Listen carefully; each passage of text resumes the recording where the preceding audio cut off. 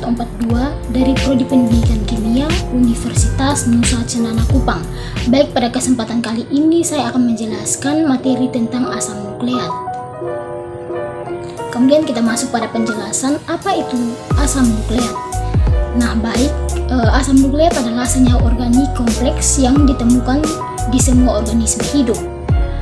Kemudian merupakan makromolekul yang tersusun dari polimer nukleotida, bahan penyusun dari organisme hidup.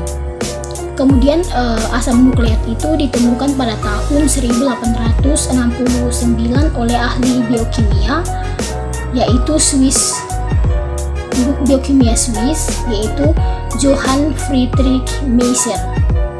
Miescher menemukan adanya senyawa organik yang tidak biasa dalam inti sel. Senyawa tidak biasa karena mengandung kedua nitrogen dan fosfor selain karbon, hidrogen, dan oksigen. Baik, sebelum asam nukleat ditemukan, nuklein ditemukan lebih dahulu.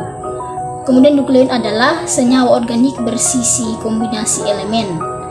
Pada penelitian menunjukkan bahwa berbagai bentuk nuklein terdapat pada bagian sel yang lain, bukan dalam inti sel.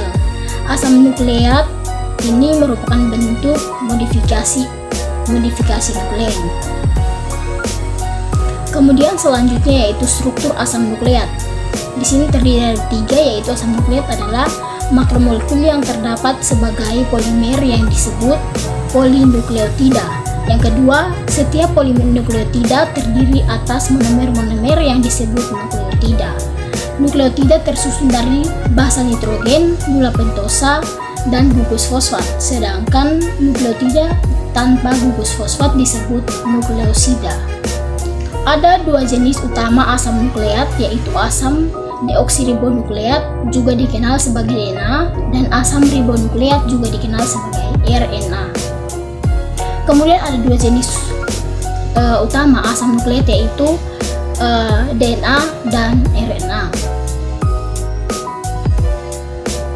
Kemudian selanjutnya yaitu penjelasan tentang DNA dan RNA, di mana DNA adalah asam nukleat yang berperan sebagai materi genetik dalam tubuh organisme. DNA berbentuk rantai ganda helix dan tersusun dari 1 gula deoksiribosa, 1 gugus fosfat, dan basa nitrogen, adenin, guanin, timin, dan sitosin. Sedangkan pada RNA, asam nukleat yang juga berperan sebagai materi genetik yang ditranskripsikan dari DNA. RNA berbentuk rantai tunggal dan tersusun dari 1 gula ribosa, 1 gugus fosfat, dan basa nitrogen adenin, guanin, urasil, dan sitosin. Kemudian selanjutnya ATP, yaitu asam nukleat yang berperan sebagai koenzim. Koenzim akan bekerja sama dengan enzim untuk melakukan sebuah fungsi. ATP tersusun dari 3 gugus fosfat, 1 gula pentosa, dan 1 basa nitrogen adenin. ATP dapat terhidrolisis menjadi ADP atau adenosin difosfat melalui hidrolisis.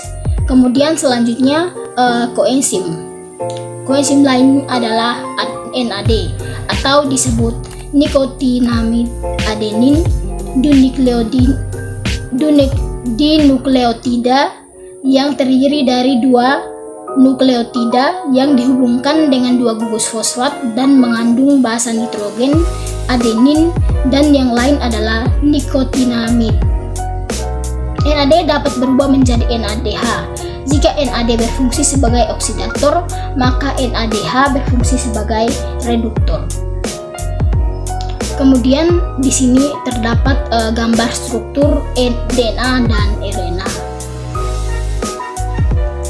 Kemudian di sini adalah tabel perbedaan DNA dan RNA. Pada DNA rantainya panjang, sedangkan pada RNA rantainya pendek. Kemudian perbedaan selanjutnya yaitu 2 rantai terpilih pada DNA, kemudian pada RNA rantai tunggal. Selanjutnya pada DNA gula deoksiribosa, pada RNA gula ribosa.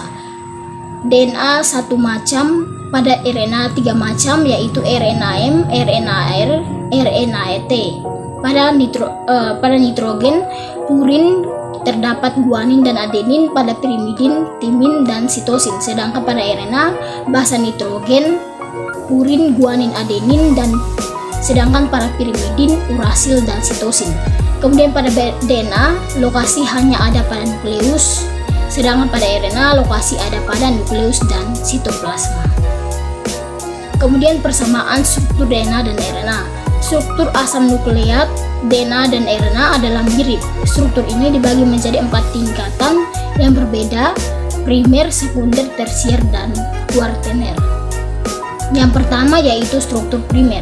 Struktur primer asam nukleat merupakan urutan linier nukleotida yang dihubungkan satu sama lain dengan sambungan fosfodiester. Kemudian nukleotida terdiri dari 3 komponen: basa nitrogen, gula 5 karbon, dan gugus fosfat. Kemudian basa nitrogen adalah purin, yaitu adenin, guanin, dan pirimidin, sitosin atau timin, dan urasil. Gula 5 karbon adalah deoksiribosa untuk DNA dan gula ribosa pada RNA. Kemudian selanjutnya itu struktur sekunder. Struktur sekunder adalah interaksi antara basa. Struktur ini menunjukkan bagaimana helai terikat satu sama lain. Kedua untai DNA dalam double helix DNA terikat satu sama lain dengan batas hidrogen. Nukleotida pada pasangan basa satu untai dengan nukleotida untai lainnya. Struktur sekunder DNA didominasi pasangan basa 2 helai polinukleotida membentuk double helix. Kemudian yang berikutnya itu struktur tersier. Struktur tersier adalah bentuk 3 dimensi di mana seluruh rantai dilipat.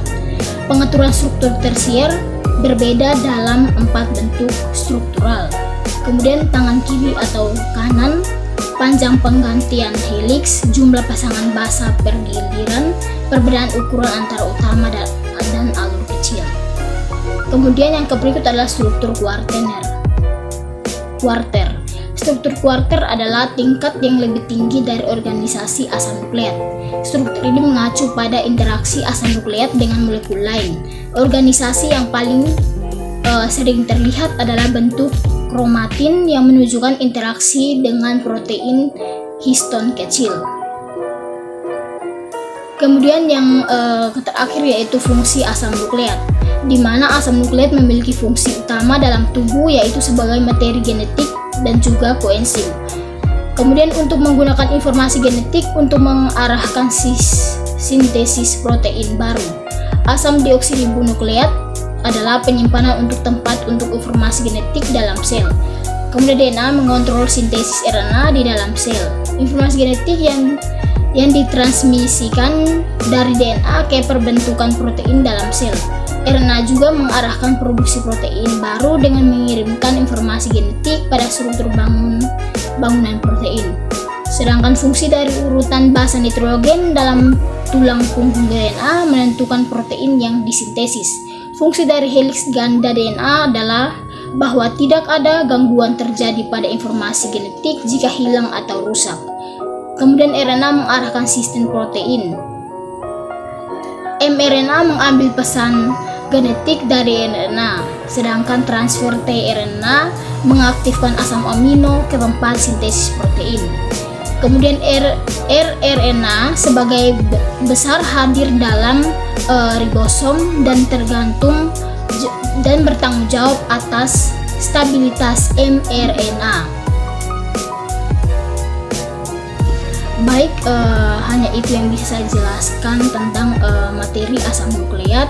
Semoga bermanfaat. Sekian dan terima kasih.